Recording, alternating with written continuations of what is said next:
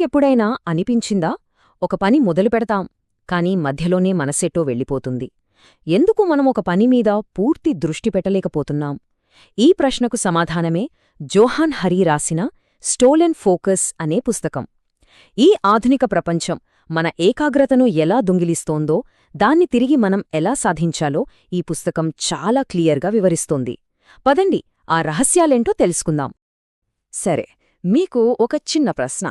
ఒక సాధారణ టీనేజర్ అంటే ఒకే పనిమీద ఎంతసేపు దృష్టి పెట్టగలడు అనుకుంటున్నారు? ఒక్కసారి ఊహించుకోండి. కొన్ని నిమిషాలా, గంటలా? కేవలం 65 సెకండ్లు. అవును, మీరు విన్నది నిజమే. నమ్మలేకపోతున్నారా? కానీ ఇదే నిజం. ఈ పుస్తకం ప్రకారం ఒక రీసెర్చ్లో అమెరికన్ టీనేజర్లు ఒకే పనిమీద సగటున 65 సెకండ్లు మాత్రమే దృష్టి పెట్టగలుగుతున్నారని తేలింది. ఈ ఒక్క నంబర్ చాలు మనం ఎంత పెద్ద సమస్యలో ఉన్నామో అర్థం చేసుకోవడానికి. సో ఈ ఎనాలిసిస్లో మనం ఏం చూడబోతున్నామంటే, ముందుగా మన ఏకాగ్రత ఎలా మాయమవుతోందో చూద్దాం. ఆ తర్వాత అసలు ఇది మన తప్పు కాదని ఎందుకో తెలుసుకుంటాం. మన ఏకాగ్రతను దొంగిలిస్తున్న ఆ శక్తులు ఏంటో గుర్తించి వాటితో ఎలా పోరాడాలో నేర్చుకుంటాం. ఇక చివరిగా ది అటెన్షన్ రెబెలియన్ అంటే ఏంటో కూడా చర్చిద్దాం. ఓకే, మొదటి భాగం మన మాయమవుతున్న ఏకాగ్రత. దీన్ని ఒక క్రైమ్ సీన్ ఇన్వెస్టిగేషన్లా చూద్దాం. మన ఏకాగ్రత ఎందుకు, ఎలా మాయమవుతోందో ఇప్పుడు తెలుసుకుందాం. ఇది మనందరికీ అనుభవమే కదా. సోషల్ మీడియాలో అలా స్క్రోల్ చేస్తూ ఉంటే గంటలు గడిచిపోతాయి. ఫోన్కి టంగ్ టంగ్ అనే నోటిఫికేషన్లొస్తూనే ఉంటాయి. ఒక చిన్న పుస్తకం కూడా చివరి వరకు చదవలేకపోతున్నాం. ఇవన్నీ మనమొక పెద్ద ఏకాగ్రత సంక్షోభంలో ఉన్నామనడానికి క్లియర్ సిగ్నల్స్. ఇప్పుడు రెండో భాగానికి వద్దాం. ఇది మీ తప్పు కాదు. ఇక్కడే ఈ పుస్తకంలోని అసలైన పవర్ఫుల్ పాయింట్ మనకు రివీల్ అవుతుంది. సాధారణంగా ఏమనుకుంటాం? కాన్సంట్రేషన్ లేకపోతే అది మన పర్సనల్ ఫెయిల్యూర్ అనుకుంటాం. మనలో విల్ పవర్ లేదనుకుంటాం. ఫోన్ పక్కన పెట్టు, కాస్త ట్రై చెయ్యి లాంటి సలహాలు వింటూనే ఉంటాం. కానీ అసలు సమస్య నిజంగా మనలోనే ఉందా? జోహాన్ హరీ చెప్పిన ఈ మాటలు వినండి, చాలా ఇంపార్టెంట్. మన ఏకాగ్రత లోపం కేవలం మన వ్యక్తిగత వైఫల్యం కాదు. కొన్ని బయటి శక్తులు, ముఖ్యంగా పెద్ద పెద్ద కార్పొరేట్ కంపెనీలు మన ఏకాగ్రత సామర్థ్యాన్ని కావాలనే ఒక పద్ధతి ప్రకారం బలహీనపరిచాయి. అంటే ఈ సమస్య మనలో లేదు, మనపై ప్రయోగించబడుతోంది. ఇది అర్థం చేసుకోవడానికి ఒక సింపుల్ ఎగ్జాంపుల్ చెప్తాను. చుట్టూ జంక్ ఫుడ్ షాపులు పెట్టి జంక్ ఫుడ్ యాడ్స్తో నింపేసి ఎవరైనా లావైతే అది నీ తప్పే అనడం ఎంతవరకు కరెక్ట్? మన ఏకాగ్రత విషయం కూడా అంతే. అసలు నేరస్తుడు మనం కాదు, మన చుట్టూ ఉన్న ఈ డిజిటల్ ప్రపంచమే ఒక టాక్సిక్ ఎన్వైరన్మెంట్లా తయారైంది. మూడవ భాగం, మరి మన ఏకాగ్రతను దొంగిలిస్తున్న ఆ శక్తులేంటి? ఆ దొంగలెవరో ఇప్పుడు చూద్దాం. ఈ పుస్తకంలో హరి మొత్తం 12 కారణాలు చెప్పారు. వాటిలో కొన్ని ముఖ్యమైనవి ఇప్పుడు తెలుసుకుందాం. అన్నింటికన్నా పెద్ద దొంగ అటెన్షన్ ఎకానమీ. సింపుల్గా చెప్పాలంటే ఇది ఒక బిజినెస్ మోడల్. ఇక్కడ ప్రాడక్ట్ ఏంటో తెలుసా? మనమే.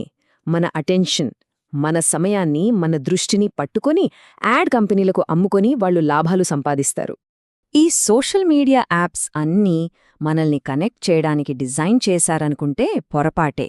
వాటి అసలు ఉద్దేశ్యం మనం వీలైనంత ఎక్కువసేపు స్క్రీన్కే అతుక్కుపోవాలి.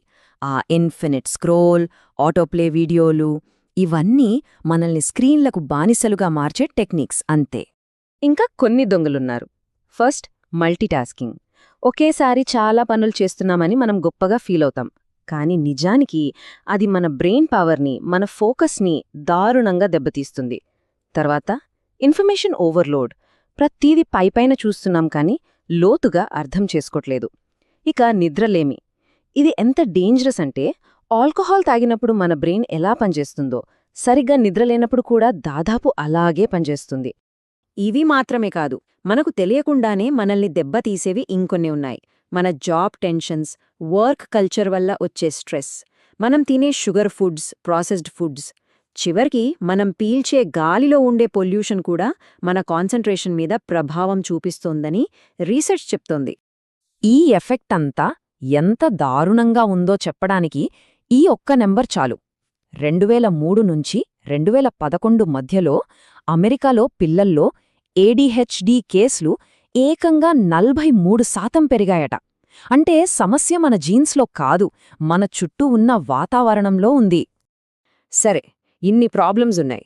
మరి సొల్యూషన్ ఏంటి? మన ఫోకస్ని తిరిగి సంపాదించుకోవడం ఎలా? అదే మన next section, how to fight back. మొదట మనల్ని మనం కాపాడుకోవాలి. దీనికోసం కొన్ని స్టెప్స్ ఉన్నాయి. ముందుగా డిస్ట్రాక్షన్స్ లేని ఒక స్పేస్ క్రియేట్ చేసుకోవాలి. ఒకేసారి ఒకటే పని చేయడం, అదే సింగిల్ టాస్కింగ్, దాన్ని అలవాటు చేసుకోవాలి. ప్రింట్ పుస్తకాలు చదవడం లాంటి పనులు చేస్తూ ఆ ఫ్లో స్టేట్లోకి వెళ్ళాలి. అన్నింటికన్నా ముఖ్యం మంచి నిద్ర, మంచి ఫుడ్. అయితే ఇక్కడో విషయం గుర్తుపెట్టుకోవాలి. మనం వ్యక్తిగతంగా ఎన్ని మార్పులు చేసుకున్నా అది సొల్యూషన్లో ఒక చిన్న భాగం మాత్రమే. ప్రాబ్లం వ్యవస్థలో ఉన్నప్పుడు మనం కూడా వ్యవస్థతోనే పోరాడాలి. We need to go on offence. అంటే మనమేం చెయ్యాలి? కొన్ని మార్పుల కోసం డిమాండ్ చెయ్యాలి. ఉదాహరణకి ఇన్ఫినిట్ స్క్రోల్ లాంటి ఫీచర్లను బ్యాన్ చేయమని అడగాలి. నోటిఫికేషన్లను రోజుకు ఒకసారి మాత్రమే పంపేలా రూల్స్ తేవాలి. అన్నింటికన్నా ముఖ్యంగా మన డేటాతో వ్యాపారం చేసే ఈ నిఘా పెట్టుబడిదారీ బిజినెస్ మోడల్నే మార్చాలి. సో మనం చివరి భాగానికి వచ్చేశాం, ది అటెన్షన్ రెబెలియన్. ఇది కేవలం సెల్ఫ్ హెల్ప్ కాదు, ఇది మన మనస్సుల కోసం మనం చేసే ఒక పోరాటం, ఒక తిరుగుబాటు. చూడండి, ఏకాగ్రతను తిరిగి సంపాదించుకోవడమంటే మన ప్రొడక్టివిటీ పెంచుకోవడం మాత్రమే కాదు. దాని అసలు ఉద్దేశం లోతుగా ఆలోచించే శక్తిని తిరిగి పొందడం, పెద్ద పెద్ద సమస్యలకు పరిష్కారాలు కనుక్కోవడం, ఒక అర్థవంతమైన జీవితాన్ని జీవించడం. మన ఫ్యూచర్ మొత్తం దీనిమీదే ఆధారపడి ఉంది. చివరిగా ఈ ఒక్క ప్రశ్నతో మిమ్మల్ని వదిలేస్తున్నాను. లాభం కోసం మన ఏకాగ్రతను ఒక సిస్టం ప్రకారం దోచుకుంటున్నప్పుడు దాన్ని తిరిగి పొందడానికి మనం చేసే పోరాటాన్ని ఒక విప్లవమనవచ్చా? ఆలోచించండి. ఈ విప్లవం గురించి, ఇలాంటి మరిన్ని ఇంట్రెస్టింగ్ పుస్తకాల గురించి తెలుసుకోవాలనుకుంటే తప్పకుండా మా పుస్తకం హస్తభూషణం యూట్యూబ్ ఛానల్కి సబ్స్క్రైబ్ చేసుకోండి. ఈ విశ్లేషణ చూసినందుకు థాంక్యూ.